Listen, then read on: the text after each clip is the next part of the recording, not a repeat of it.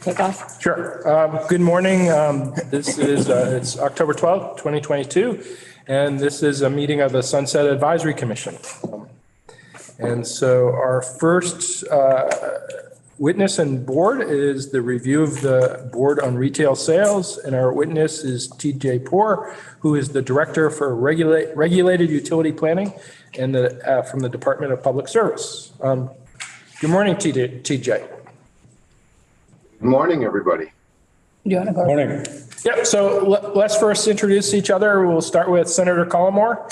Yep. State Senator Brian Collmore representing the Rutland District. Morning, I'm Tracy Ennis. I am one of the gubernatorial appointees on the commission. I'm Jeanette White, Senator from Windham County. John Gannon representing Halifax, Whitingham, and Wilmington. Rob LeClaire representing Barry Town. I'm Matt Kraus. I live in Stowe, and I'm the other gubernatorial appointee. Yeah. All right. So TJ, this is your first time, I believe, before the commission. So if you just have some, we've hopefully all read your questionnaire, but if you just have some brief overview comments that you want to present to us, that would be great. Sure. And just as you mentioned, for the record, TJ Poor, Director of Regulated Utility Planning at the Department of Public Service. I've been here for a few years at the department, about a year in this role, a few years as the Director of Efficiency and Energy Resources. And I had left for a few years, but prior to that, I was at the department for almost a decade as a staffer. So I've been around for a little while, which kind of flows into this review board on retail sales. And just as a brief reminder from the questionnaire, that in the late 80s and 90s, the Public Service Department was engaged in the retail sale of electricity to end-use customers. I actually had to ask around, even though I'd been at the department for a while. I was not aware of this, and it was apparently there was an old contract that we had with an Ontario hydro unit, so a federal resource that international interchange, and it needed a state authority to actually enter into the contract, and we delivered that at retail to customers. So we actually entered into retail contracts with customers. The purpose of the board itself at the time, I think in the late 80s, was to review and approve sales like that. Likely intended to provide a measure of oversight for state government offering that type of service. As of now, the department, and for the last at least 20 years, we have not engaged in retail sales of electricity, actually entering into contracts with customers themselves. And I guess I'll stop there. I don't want to necessarily repeat everything that's in the questionnaire, so I'll stop there and see, just open it up for questions. And your recommendation is that the review board on retail sales should be repealed. Yeah, I think it's not necessary that the Public Utility Commission would review any contract. It's not doing anything now. It's made up of the board is like the governor and a number of legislative leaders, as outlined in statute. The board doesn't meet, so there's no cost. There's no efficiency gained or lost from having a board.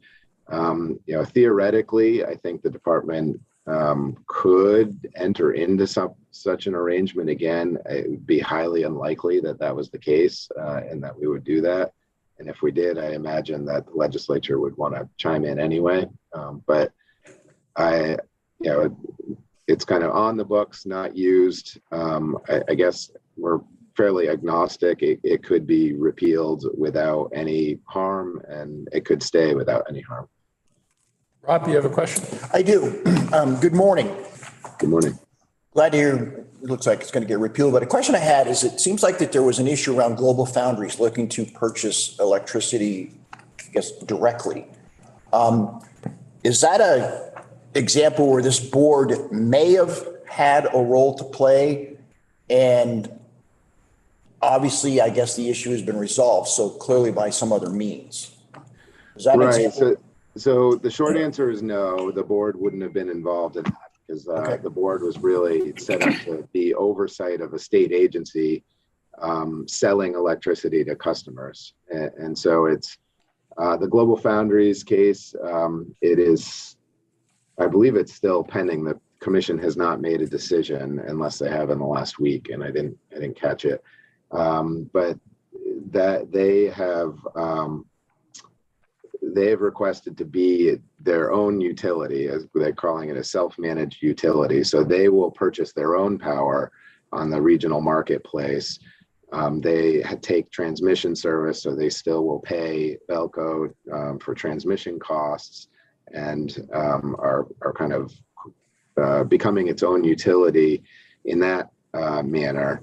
That comes with a lot of regulations associated with many other provisions of Title 30 and subject to the oversight of the Public Utility Commission. Okay, thank you. So this is a totally separate situation then? Yeah. Okay, great. Thank you. I'd be very curious about who the last, the members that are named here, who, if maybe Tim O'Connor was the last speaker to actually be, I mean, I bet the current speakers and pro tems and majority and minority leaders don't even know that this exists. Yeah, I imagine that's the case also. I reached out to folks who were, on the Public Utility Commission in the late 90s in order to actually learn about this. I had no idea, so. A well-hidden secret. Brian? Yeah. Thank you, Madam Chair. I didn't know what our procedure would be today. Do you want a motion each time we go over something to repeal or keep it, or do you want to all do it at the end? It seems like there's so much stuff that. I think that we can, on something that's so clear, we might be able to do it. There might be some where we want to hold off, but And I will move that we does that make sense? That Okay. makes sense. repeal the review board on retail sales. I would second that. All right, any discussion? All in favor of repealing? Aye. Right. Opposed? Okay. Thank you. Okay, one down. All right, so TJ is up again for the Vermont Public Power Supply Authority. Right. So just a quick overview here as well. And full disclosure, when I left the department for about 5 years, I went to work for VIPSA. So just so you all know that when hearing what I have to say here today. But so VIPSA, Vermont Public Power Supply Authority, is a joint action agency. It was established by statute to provide services and support activities for member municipal utilities. So think of those small municipal utilities that maybe in some of your territories like Jacksonville, Ludlow, Morrisville, Enosburg Falls, Barton, these small little municipal utilities all become members of VIPSA. And VIPSA was established in 1979. Collectively, they're about 6% of the state's energy use, those 11 members. It's roughly about the same size as Burlington Electric Department collectively. And the organization itself creates economies of scale for these municipal utilities, allows them to participate in the energy markets through, they aggregate power, they provide financial support, IT support, regulatory and legislative support. So you might see VIPSA advocating before you. Now, their board is made up of, so the statute creates VIPSA as an instrumentality of the state. And so they're a joint action agency, and the board is set up as the members, the municipal members that they serve. And each municipal member can appoint their board member. And so usually it's the general manager of the utility, but other times it's not. It's the controller or somebody else. And so That board, meets regularly every month, and its responsibility is to provide general oversight to VIPSA itself and general direction. And it helps to allow equal representation. Some of those small utilities are bigger than others. I think Lyndonville probably has 6,000 customers, and Jacksonville has 600. So, but it provides equal representation and direction in terms of VIPSA's activities. And my recommendation and the department's recommendation is to keep this board. We actually met with them a number of times. I don't remember now the issue. I was thinking it was the dams, but it wasn't. But I noticed Jacksonville isn't on here and somebody else isn't on here either. Have they just not appointed somebody? Yeah, I think that's it. I actually, when I was going back through these this morning, I realized I had left them out.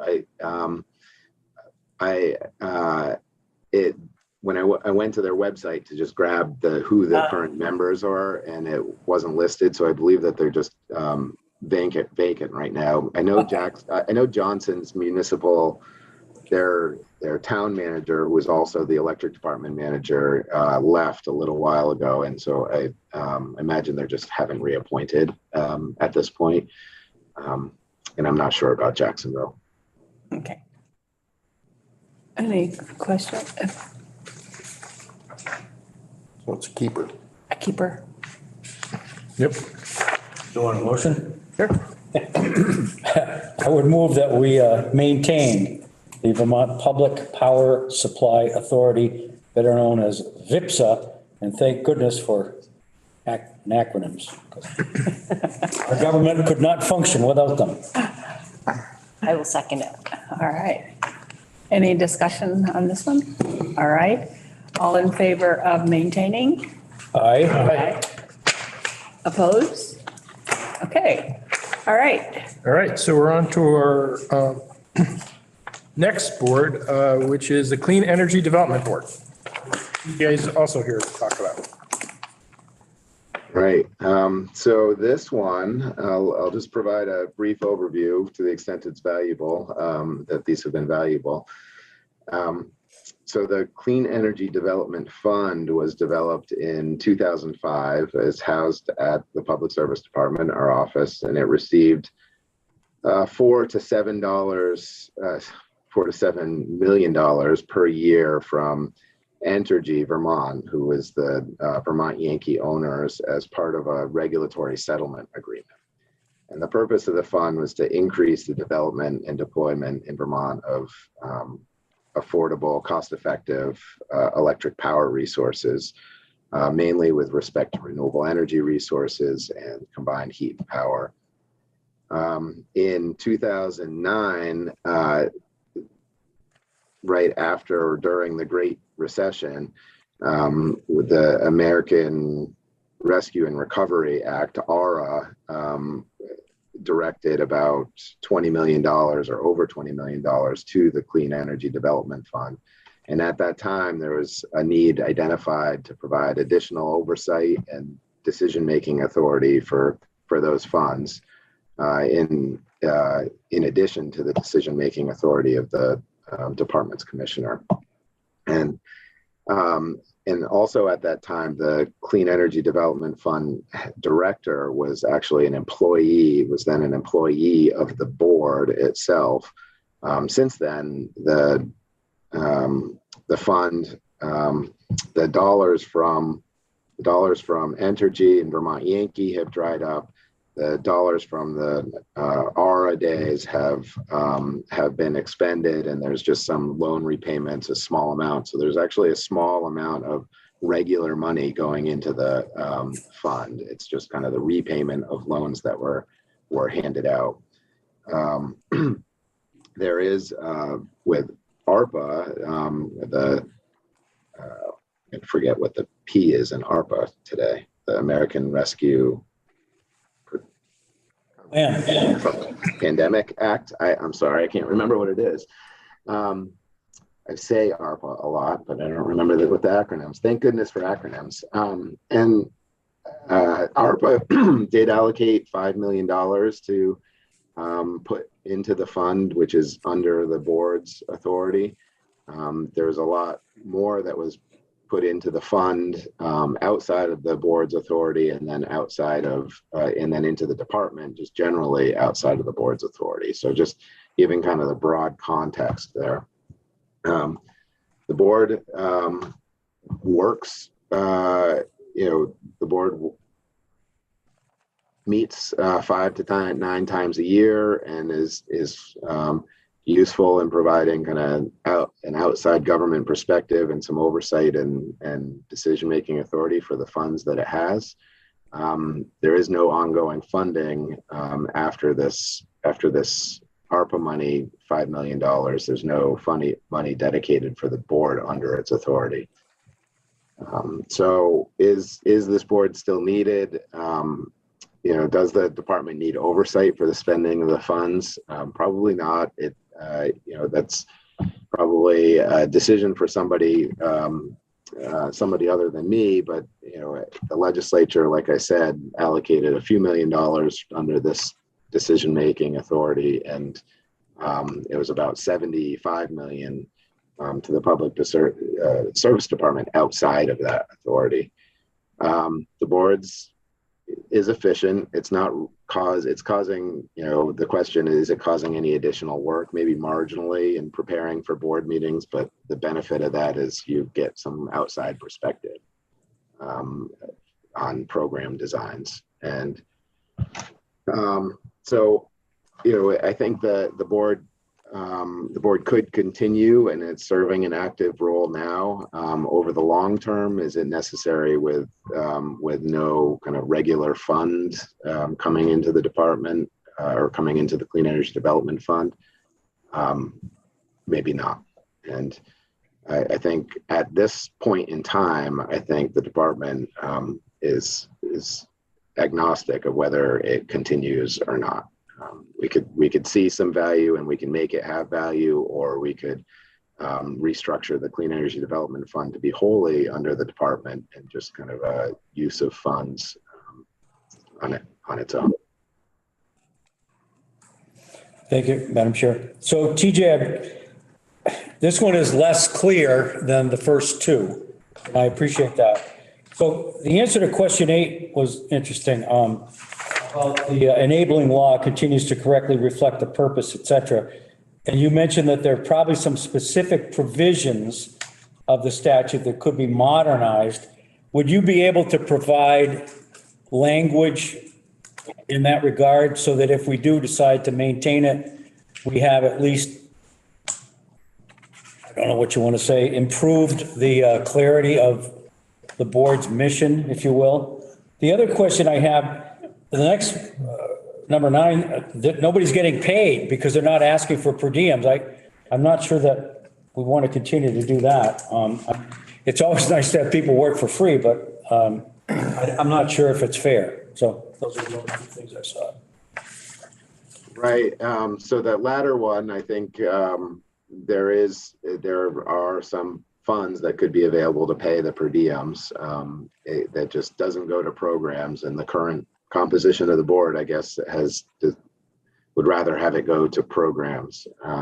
Okay. In terms of providing language to modernize, this is one where it's a challenging one, because I think one way to modernize this would be to have the fund just wholly in the department and under the sole responsibility of the commissioner of the department, and have this board be more advisory in nature, so that takes away its decision-making authority. And I think that's more of a, I guess I'm not certain the role of if your committee does that kind of work of really changing the role of the board, or if it's just a yes or no on sunset advisory. So maybe I'm looking for guidance there in terms of what kind of feedback and what kind of language we might provide, or you're looking for.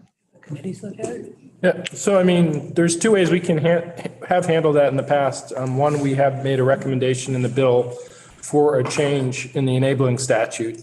Or two, we can send a memo to the committees with policy jurisdiction over this, recommending that they take a look at whether the statute should be changed. Rob? Or three, we could sunset it. Yeah. I have to be honest with you, based on what I had read earlier about this and then hearing the testimony, it does sound to me like it would be appropriate to sunset it, and that some of the ARPA money that they got, you kind of wonder, did they get it just because they were an existing entity and it was sort of easy to put it there, where that funding could have gone and gotten to where it needed to go through another existing, I guess, entity? And obviously in today's environment, we seem to be adding more. Anything to do with clean energy, just there's a board that pops up around it. So I'm inclined to recommend we repeal it. So I would guess that even if we did put repeal in here, that the committees of jurisdiction Would weigh in. would weigh in. And I mean, and that has happened on a couple other things where we've repealed it, and then the committees either say, oh, okay, that's fine, or they say, wait a minute, we need to take more testimony, and then they'll take more testimony. So I think either way, we could repeal, or we could ask them to. Well, just TJ, now you said it has ARPA funds. When do those ARPA funds have to be spent? They need to be allocated by 2024 and spent by 2026. Yeah. You have to have all the contracts and everything in place by So- December 24. We could repeal it now, or the other option is to put a sunset provision in the statute, which would require the policymaking committees to come back in 2026 and decide whether to keep this. Or put it at 2024. Yeah, yeah. Because that's when all the contracts have to be signed. It has to be all allocated by 2024. And then there won't be anything more to allocate. So you're advocating put a sunset in for 2024. I could live with that. That makes good sense. And then the committees of jurisdiction would Okay. review it. Right, that would, I think, check off all the boxes as far as just. Did you want to make that motion? Absolutely, Madam Chair, just exactly what you said, eloquently and thoroughly as you had said, I would make that motion. Okay, Second. I think. put on the boots. All right. So we're going to sunset at 2024. Sunset in 2024, and the committees of jurisdiction will certainly pick up on that and will, Yeah, and they'll probably get more effective testimony if we do it that way, yeah. Then if we recommend Okay. to repeal. if we sunset it, then they are going to have to look at it if they want it to continue. Or if it's, If we just ask them to look at it, they don't have to. right, Good. It's the way we did with the State Board of Education, right? that's a, well, So do we want to give a month or just state the year? Yeah. Well, I think that you would do it, things usually sunset at the end of the fiscal year, right? Is that when we sunset them? So that would be June 30th. June 30th of 2024. Isn't that the way we usually do sunsets? That makes sense. Does that work, TJ? Yeah, well, so the allocation, I think, is by oh, no, you're right. It is fiscal year, but it's a federal fiscal year that the funds need to be expended by. Okay. So we should either say December 2024 or June 2025 so that they can, because we don't want them to be sunsetted before they're done allocating. Right. So, and we want the legislature to be in session. Right. Right? Okay. So it'd have to be in 2025. So January 30th, 2025. June 30th. No, we're, June 30th. but we're not in, But they will be in session before that. Yeah. Okay. June 30th, Okay, All right, so 2025. we're going to amend the motion then to 6:25. 6:30, To be specific. Second, Yep. your amendment. At 8 o'clock in the morning. Okay. Okay. Are we ready to vote on sunset June 30th, 2025? Which would give them time to allocate all the money and yeah. testify to the committees of jurisdiction during that legislative session. Okay. All in favor? Aye. Opposed? Okay. thank you, TJ. Thank you. all. Good pleasure to meet you all. Have a great day. Thank you. Thanks. Thank you. Now we consider the Vermont Telecommunications Authority, and we have Clay Purvis from the Director of Telecommunications and Connectivity from the Department of Public Service. And I think, Clay, you were here when we introduced ourselves, or were you not? Yes, I just joined, so my apologies for being late, but this is not my first time in front of the committee, so appreciate seeing all of you again. Thank you. Thank you. So do you just want to give us a brief overview of the Telecommunication Authority? Sure, happy to do that. For the record, my name is Clay Purvis. I'm the Director for Telecom and Connectivity with the Department of Public Service. And I'm here today to talk about the Vermont Telecommunications Authority. For those who've been in the State House for a long time, you probably remember the Vermont Telecommunications Authority. It was established around 2008, if I recall correctly, with the purpose of expanding broadband and cellular coverage across the state. It was in operation from around 2008 until 2015, when it was placed into a period of dormancy. So there's a state statute, 30 VSA 8060A, that should be a little a, not in parentheses, that placed the VTA in dormancy. But during that period, they received federal grants under ARA, the recession stimulus, and they built a fiber network.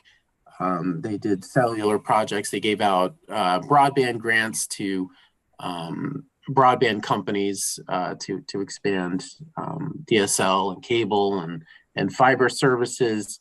And then in 2015, and they received a significant amount of capital appropriations to carry out that mission.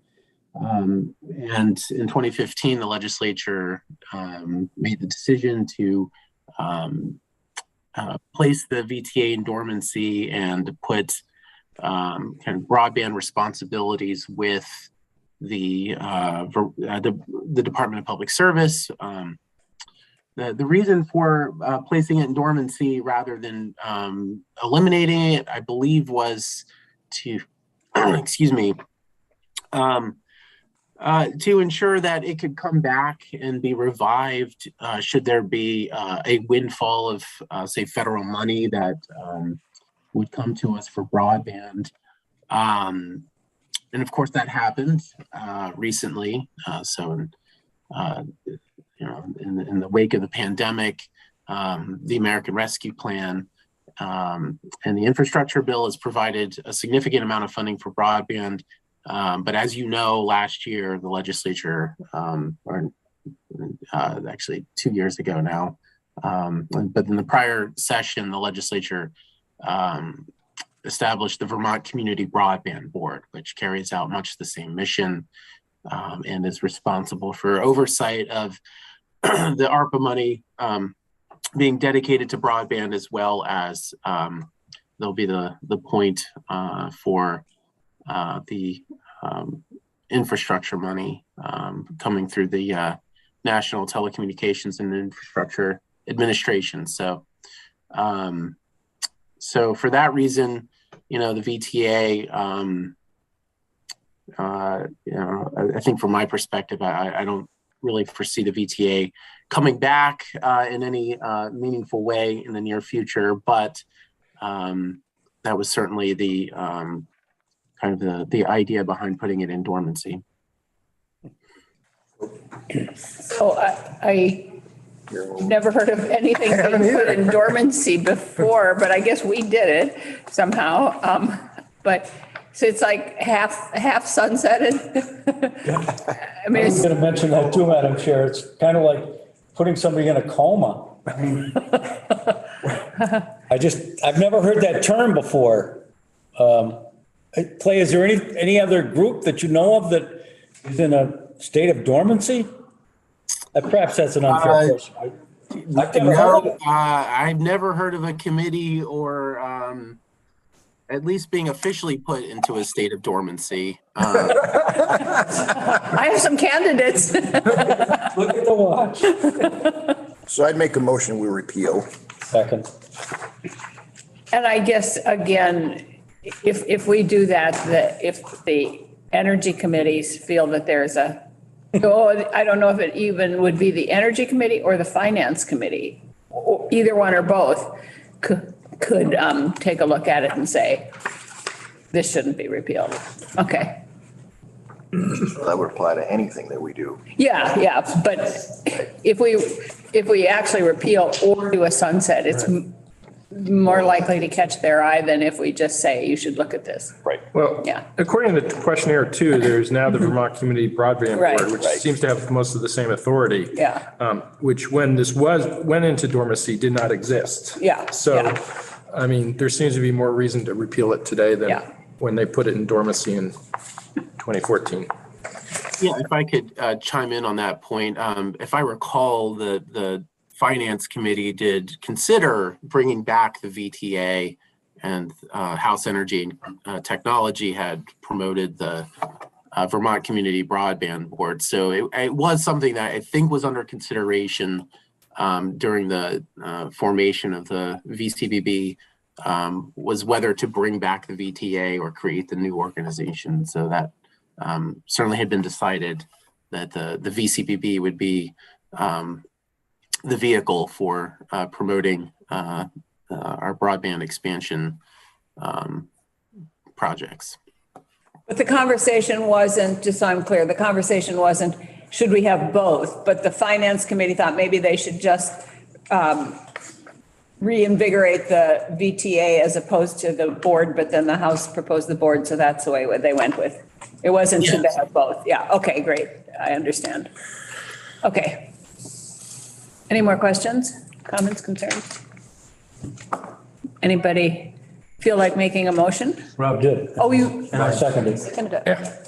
So we just need a vote. We are not dormant here, madam. Some of us clearly are dormant. Oh, okay. All right. All in favor? Aye. Okay. Opposed? Abstain because they were dormant? Okay. Thank you very Thank much, you, Clay. Clay. Thank you. Have a nice day. You too. Thanks. Bye. Okay, it's 9:37 and our next Oh, one my God. is 10:30. 10:30. So can I make a comment on the current use advisory board? Oh, we should, are we offline? No. We probably what should we do now? What do you want to do? Do you want to make Well, I'm just looking at the take a agenda. break? I don't think there's anything we can, do ahead of time? no. Emailed. Every- See if she's available. Everyone, Yeah. every agenda item we have has a witness. Yeah. Well, if you want to email Jill and the per diem people and just say we're running ahead of time. I did email Jill and I haven't heard back. Okay. All right. Okay. Who else would you like to check? Well, then Senator Kitchell and Representative Cooper are the next ones. So there, Are they coming in person? Senator Kitchell, I know, is in another meeting in the building. Oh, okay. So Okay. she's scheduled herself pretty. Yeah. Let's see. Is there anything? There, Okay, well, is there anything that, how should I say this, that we don't really have to take testimony on? Like, I'm guessing, for instance, like the Board of Health? well, we probably should hear from David. There are no witnesses for the 11:55. Right, Treasurer's Local Investment Advisory Committee. Oh, okay. We did get a response from the treasurer's office, from Ashland. So I guess we could vote on that. Oh,